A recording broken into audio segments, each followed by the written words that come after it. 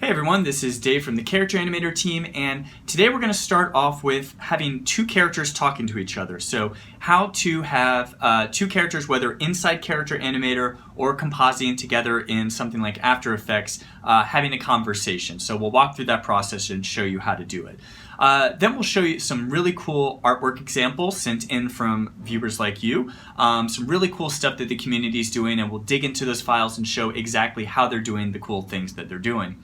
And then we'll focus on a bunch of little tips and tricks from some common questions and issues that come up. How to swap in different mouth shapes, how to do background hair that flows behind you, how to kind of package up your file or find relink missing assets, all that stuff and more coming up in this month's episode. So hope you enjoy.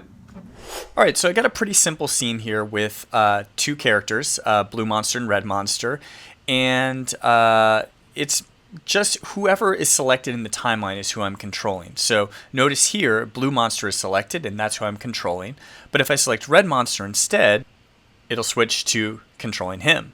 And if I press Shift, I can actually select more than one puppet at a time, and then I can do a, choreographed song and dance number at the same time. Now, you probably don't want to do that, so let's just do Blue Monster for now. All right, so basically there's three ways you could go about this. You could do all your performing and recording and everything inside Character Animator and then export that as a standalone video. You could record your characters separately and then bring that into something like After Effects to composite it together into a bigger scene and camera and all the effects and all that extra stuff. Or you could do a live performance where you basically have two actors live performing with two different characters and send that out to, Facebook, YouTube, Twitch, wherever. So we're going to walk through all three of those, and I'll start with Character Animator. So if you have multiple characters and you're doing it within Character Animator, my advice is to use a separate audio program to do the voice, because you could do, a back and forth between the two. So I could do Blue Monster and record and say, "Hey, Red Monster, how's the weather?" And then I could select Red Monster and say, "Oh my, it's very humid today." And, keep going back and forth between the two characters, but that's a really stilted way to perform, and you're probably not going to get your best results moving back and forth like that. Now, sure, you can do multiple takes and blend things together and other things that we've shown in other tutorials, but I don't think that's going to get you the best results. So I would highly recommend using an external audio program. I recommend Adobe Audition, but you could use whatever you want. And that will allow you to, have full control over the voice and really focus on the voice acting as its own part of the performance, and then bring that into Character Animator as something you could do later. So let's undo all of this stuff. So you have a couple of options when you're bringing stuff in. So let's say I took some audio from a podcast, and so I've got these two, Anthony's voiceover and Jeff's voiceover. And basically, I could bring them in one at a time. If I have the timing exactly as I want it, so, let's say I have two tracks and Jeff's voice is on one track and Anthony's on the other, then I could mute one track, export that as something, mute the other track, export that as something, and then bring those in individually. So imagine if I dragged in just my Anthony track, and let's say I wanted Blue Monster to have that voice, then I would just make sure he's selected, make sure lip sync has a red dot next to it, meaning that it's armed for recording, and then go to timeline, compute lip sync from scene audio. And like we've shown in other tutorials, that is going to go through the process of figuring out and calculating all those different mouth shapes for what this character is saying at this time. It's analyzing the audio file and figuring out what mouths to add in. And as you can see, it's kind of figured out the different mouth shapes. As I scroll through this, you'll see it, it's moving and doing it for the audio track that I've got here. And then I can go through this, basically record my face now and everything else and drag her and all that stuff and build on top of that performance piece by piece. So the basic advice here is do the audio in a separate program, bring it in, and then do the acting. Use that as your foundation to do your acting and performance on top of. Now, you also might be faced with a situation, though, where you only have one audio track. So, let's say you're trying to animate a podcast, for example, and there's multiple people talking, and you don't have access to, individual vocal tracks or anything like that. So let's say I have one track that has multiple voices here. So mixed VO, I'm going to drag that in. And what I'm going to do is select both characters, and then I will go to timeline, compute lip sync from scene audio again. And so basically, they're going to say the exact same thing. So they're going to be basically talking. The mouth shapes are going to be calculated with both parts at the same time. And what I'm going to have to do then is cut out the parts where the voice doesn't match up with the character. So let's try this out. Let's focus on Blue Monster first because I want him to be Jeff's voice, which is the first person who talks. So I'm going to disarm lip sync, and I'm going to turn the microphone off so I don't have any extra noise that's polluting. I've already dealt with my audio. I don't need to deal with that anymore. So I'll zoom in a little bit, and all I have right now is my audio, my main waveform track that's up here, audio track, and then my lip sync track for Blue Monster. So let's play it back and see how this goes. You are a noted vegan. No. False. Noted vegetarian. Noted vegetarian. I gotta change the notes. Yeah. So these guys are talking back and forth, but basically I need to stop it when Jeff stops talking and Anthony starts talking, and cut those parts out. And I'm going to do that by splitting and removing parts of this. This is how you can do it and get some great results. It's either you're doing it in Character Animator or you're doing it in your original audio editing workflow, whatever works best for you. So I'm going to show you how to do it here. You are a noted vegan. Okay, so then I know he stops, so I'm going to select the lip sync track and go to Edit, Split, and there's a shortcut for that as well that you can learn. No. False. I know that that's when he starts back up again. So I'm going to take that section and delete this middle section where Jeff is not talking. And so you get the idea. You're basically listening through and deleting all the parts where this particular character is not supposed to be speaking. So I'm going to continue the process throughout for Blue Monster and Red Monster, and then we'll pick up again in a second. Okay, so after a little bit of editing and adding in some face takes and eye gaze takes and a few other things, here's what I came up with. You are a noted vegan. No. False. Noted vegetarian. Noted vegetarian. I gotta change the notes. Yeah. So yeah, all I did was basically do the lip sync and cut out the different parts and have the two characters feeling like they're interacting with each other. So once you're done with that, then of course you can make sure your scene is selected and go to File, Export, Add to Adobe Media Encoder Queue, and that will allow you to send this out as a video in almost any file format you can think of to be able to do whatever you want with it. So another option would be to use After Effects, and my advice here would be do the same sort of thing that we just showed you inside Character Animator, but do it one character at a time, and that'll give you complete control over these characters as individual comps that you can fool around with later then in After Effects. So if I have Blue Monster here, then I can just, I've got my performance, then I just go to File, Export, Ping sequence and wave, and go through that process to export this out as a ping sequence and a wave file for the audio. You would want to do that for each individual character. Do one for Blue Monster and one for Red Monster. And then we can jump into After Effects and bring them all together. Okay, so we're in After Effects, and remember to bring stuff in, you don't just want to import, you want to go to Scripts, New Comp from Character Animator Recording, locate your file, find one of the pings in the sequence, and select that. And that brings it in with the frame rate intact and the dimensions and the timing and everything. So I'm going to do that for both Blue Monster and Red Monster. So now that I've got everything, I'm going to create a new composition. 1280 by 720 looks good. I know this is only 10 seconds long, so I'll just do that. And then I'm going to drag everything in. So I also brought in the background, so I'll put that in as a separate layer. I will bring in then my other comp of Red Monster, put him here, and Blue Monster, and bring him over here. And then I've got all of these as individual pieces down here in my timeline. And so I can, have the characters, bouncing around and jumping and, attach these to a null or a camera and have it zoom in and out and all that stuff. And so I'm just going to fool around with some stuff and show you a quick example of what I could do here.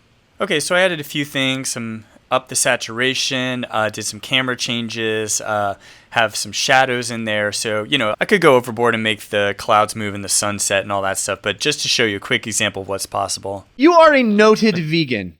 No. False. Noted vegetarian. Noted vegetarian. I gotta change the notes. Yeah. So, this is showing a really simple example, but you can imagine making a show that has 10 characters, for example. Well, you just do each of those characters individually inside Character Animator, and then you composite them into different scenes. So you can start to see how Character Animator is exporting your actors and actresses, and then After Effects is giving you a place to bring all of your actors and actresses together and create, one compelling, entertaining cartoon. So the last thing you can do is do a live performance. And to do this with 2 characters, you would need 2 computers, each with Character Animator on them, and 2 USB mics, 2 webcams, all of that stuff. What I would recommend is having the people kind of facing each other. So I've got my laptop here, my USB mic. I'm kind of here so it can see my face and I can react to the person that's directly across from me. And then they're, facing the other way, doing the same thing on theirs. You would want to adjust the microphone sensitivity and fool around with that a lot because you don't want to be picking up the external audio from the other person. So maybe a headset actually would be a better option, with the microphone right in front of you for this sort of thing. But play around with it, see what works the best. And then what you would do basically is just have Character Animator running. That's all you need for Syphon support. You just leave it running, and then you would need some product to composite these things together. So I haven't personally done this, but I've heard good things about Wirecast. So this may be something you want to check out. It's from telestream.net, and this is something that allows you to do this sort of thing with Syphon support if you wanted to composite several different sources together coming from various computers. So that's a quick look at a few options of how to have multiple characters talking to each other within Character Animator. If you've ever moved your files around in Character Animator, changed file paths and that sort of thing, you might have seen your characters show up like this. Basically, instead of your artwork, you see these ugly test patterns. And that basically means that Character Animator can't find the reference files, the original Illustrator or Photoshop files, and it's just putting this as a placeholder. But there's a way to remedy this if you have the actual files. So what you can do is with your character selected, you go over here into the properties, and you'll see that your PSD or your AI file is showing up here in yellow, meaning warning, hey, something's not working correctly. So if you click on that, that's going to bring up the file browser and allow you to find the original file. So I'm going to go here, here's Max, I'm going to hit open, and then we'll relink the file to the correct one, and you will get rid of those ugly patterns. And you'll notice that over here now, the link has turned blue, like any of these other files will all show up as blue links, meaning that they're okay. So just a quick tip, if that ever happens to you, very easy to relink your files. So here's a very cool character that a user sent in after watching the last tips and tricks episode, which showed characters playing video games on Twitch.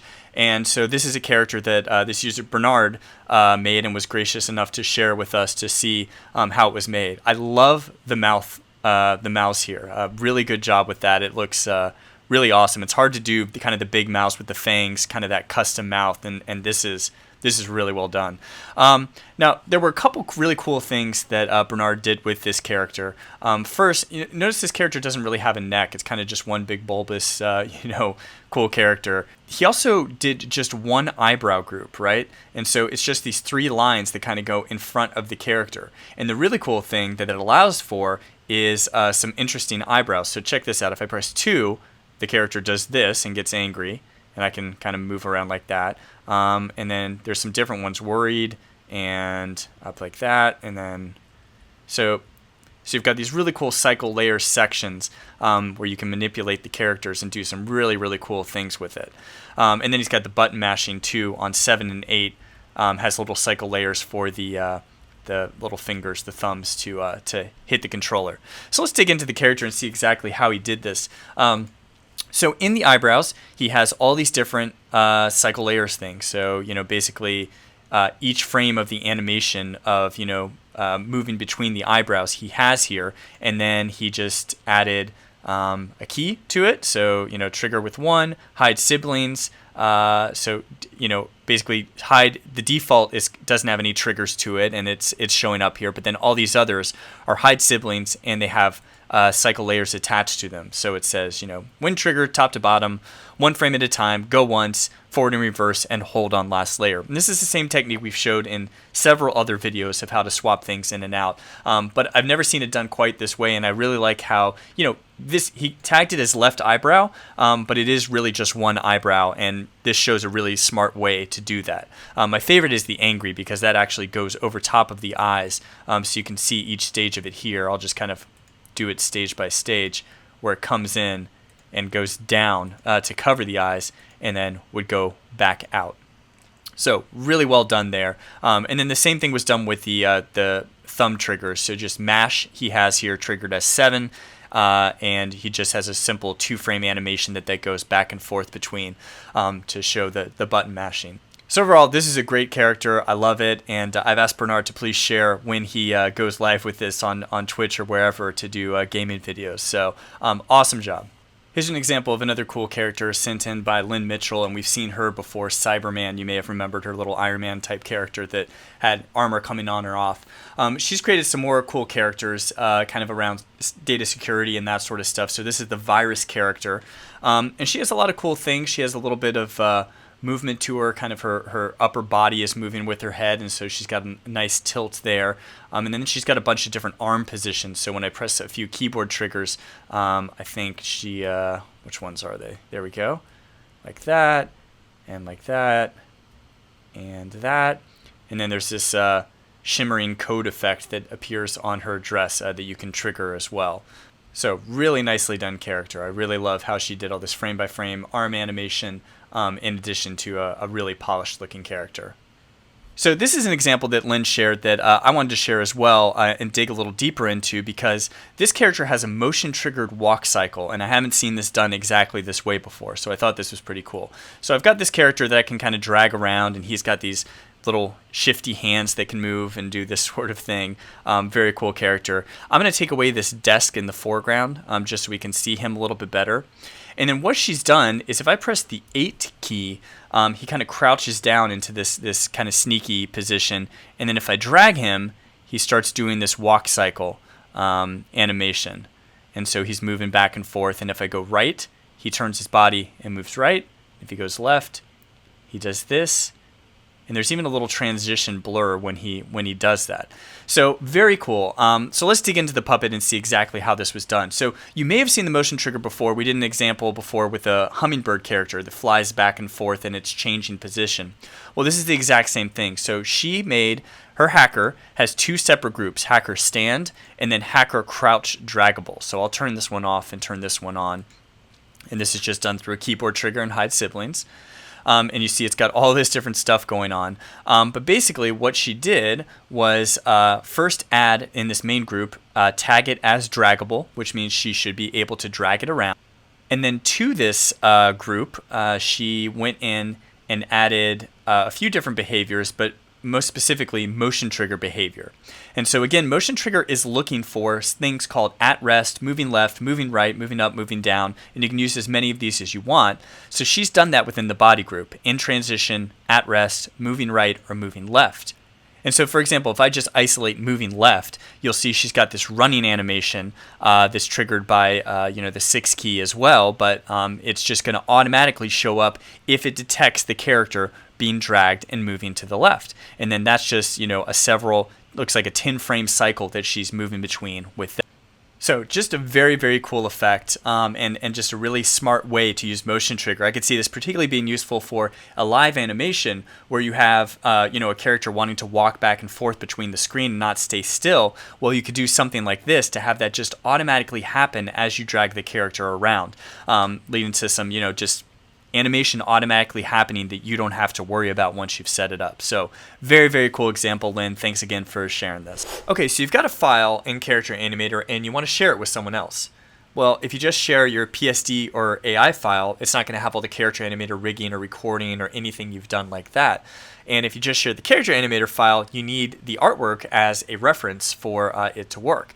So it's kind of complicated right now how to share a file. So number one, in the next release of Character Animator, we're introducing the .puppet file, which means you can take any of these puppets. So this guy Schmarflop, for example, I could select him, and there'll be a way to export him with all this extra rigging data attached to it and easily share it as a .puppet file. So that's coming in the next release. But if you want to share everything, your whole project, the way we recommend doing that is going to File, Save As. Now, your Character Animator project is always saved. It's always saving in the background, and so at any time you can go to Window, History, and you'll see all the different things that you've done here, and you can undo those changes at any time as well. Now I don't want to do that, so I'm going to keep going, back to here. But it is accessible, so you can always, rewind and go back and have your full history there. So if you make a mistake, don't worry about it. You can always revert back. But if you want to save a copy or package everything up in something nice to share, zip up and share with other people, we recommend going to File, Save As. And so here, I could save this as whatever I want. So let's just call this Test 2. And it says Creating Project Test 2. And then it's going to gather all the different files as well. So it's copying all these different files that it needs for that project. Finished gathering 41 files. So now if I go to my desktop, I found my Test 2 folder. And in here, I've got CH Data, CH Media, and my test project. So this is the project that you would open up in Character Animator. Media has all the different media that I've got here, all my recordings, all my artwork, all of that stuff, and then CH Data. Now, one thing you can do to help reduce file size is remove this temp.noindex file and just trash that. And that's just kind of a temporary thing that Character Animator makes to allow everything to move and run smoothly, but it will be automatically recreated when someone opens up the project. So it helps reduce file size and make it a little easier. So all you have to do is zip all this up, send it to someone else, and you should be good to go. So one question that I've seen a lot is people asking about hair and how to add hair behind the head like this. And normally when you're structuring your character, right, you've got your head group, your body group, but if you put hair inside your head group where you think it would be, then that's going to appear in front of the body. And you're not going to get an effect like this where it goes behind the head, or behind the head and behind the body. So how do you achieve an effect like this? Well, let's dig into Cassandra here, and this is a free example puppet, by the way, so you can download it. There's a link in the video description below so you can see exactly how I did this and take a closer look, or feel free to use this puppet for whatever, whatever you want to do with it, your own videos. But notice, so I've got these groups here. I've got my head group and my body group, just like always, but then I have this third group that I put behind the body, and I call this BG hair. Okay, and just standing for background hair. And inside this, I have a bunch of independent hair strands that I added dangle to, and then I stapled them all where the roots of the hair are, right? So, all these hair pieces have dangle at the bottom, and then they've been stapled to the top. And so if I go to the main BG hair group, you'll see all these staples that are showing up here. Now, the main thing that I have to do with this is go to my behaviors and add a face behavior. And I already did this, so I'm not going to do it again. But what this does basically is say, hey, this folder right here, this is a face. And so it's going to mirror the exact same things that your head group would normally be doing. It's going to copy the face movements. Now you want to make sure your parameters are the same. So my behavior has, face down here and it has all these strength parameters. I would want to make sure those are the same as my primary behaviors here. So, you just want to make sure. Otherwise, the hair is going to move a little bit differently from the head, which may be something you want. I don't know. You can fool around with that and try it out. And so that adds this nice layered effect. So that's all you really have to do is just, if you want other things to follow your head movements, all you have to do is add an additional face behavior to it, anything in that group, and it'll move with your head. Here's another question that I've seen pop up a few times recently, and that's how to change between different sets of mouths. So I'm not talking about one particular expression or not. I'm talking about, I want a set of mouths that looks happy and are always kind of like this and smiling, or I want a set of mouths like this that are always frowning, or whatever. I'm talking to the side like this, or whatever you decide, right? And this is a pretty common thing, right? Because a character could be happy, but then if they're in a sad scene, you don't want them to be responding like this. You want them to kind of have a more subdued look. So the way you would do this is, instead of a mouth group, you would call it something like switch. So you create a group here, and then inside there you have your two different mouse sets. So here I've got V1 and V2, and this is just a really simple example. But in my V1, I have tagged that as a mouth. So I went over to the tag side over here and used tagged this as a mouth. And then all of these should be auto-tagged below, and you see them showing up here because I've named them the correct way. A, de, uf, all that stuff. And I have this set as my default, so I don't have any hide siblings or latching or anything like that going on. I just have this set without any triggers. Then for V2, I did a version where I just flipped it all upside down. And I also tagged this as a mouth. And so all of these also are tagging and showing up as the different visemes here.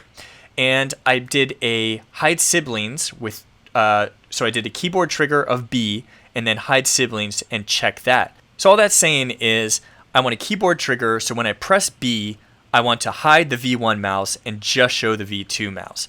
So here's a sample character, very simple, basic look, but here's my normal set of mouse. It's going through and it's hitting all the different visemes. But then if I press B, now it's upside down. And so I just did a really simple flip to show this, and I don't know why you would want this type of look, but you get the idea. So you can swap different mouse shapes in and out. And you can apply this same idea to anything else, within the face. So for example, you want different eyes or different eyebrows or whatever. You can do the exact same approach for swapping different things in and out, and it works pretty well. All right, that's it for today. Thanks guys so much for watching. If you happen to be at the Adobe Max conference, and that's at the beginning of November in San Diego, please check out one of the Character Animator lab sessions that we're doing. I think we have 4 different ones of them, and it'll be all about building a monster from scratch and animating it and all that. This will be, everyone gets their own workstation and computer and webcam, and you get a lot of individual attention, and we have TAs and everything, so should be a really fun time. So please, if you do that, stop by, say hi, check it out. Other than that, if you have any issues or concerns, feature requests, bug reports, that sort of thing, check out the official forums down here. That's where myself or someone else from the team will be able to help you out with any questions or issues that come up. But until next time, thanks and take care.